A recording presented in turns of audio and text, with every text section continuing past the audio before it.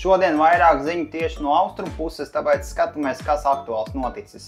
Ķīnas akcijas šodien piedzīvoja labāko tirdzniecības dienu kopš 2008. gada septembra. Viena no vadošajām Dienvidkorejas biržām Bithumb pēta iespēju pievienoties Amerikas Nasdaq biržai. ZA banka ir kļuvusi par pirmo digitālo banku Hongkongā, kas ieguvusi SFC certifikātu kriptovalūtas tirdzniecībai.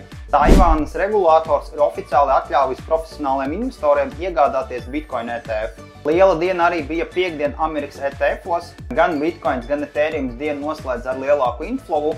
Bitcoinam tas bija nepilns pusmiljards ASV dolāru, jeb 494,4 miljoni.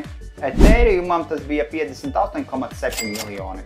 Bija plānots to, ka FTX izmaksās saviem kreditoriem 16 miljardus ASV dolārus sākot ar 30. septembri, bet šis mazliet iepauzējās, jo vēl gaida tiesas apstiprinājumu un nākošā sēde ir paredzēta 7.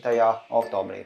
Šāds Bitcoin white paper ir redzēts Skotijas ielās. Tas šodien arī viss. Ja vēlies vairāk uzzināt par kriptovalūtu, tad dodies uz manu profilu aprakstu, spied uz linka un pievienojies manai Telegram grupai.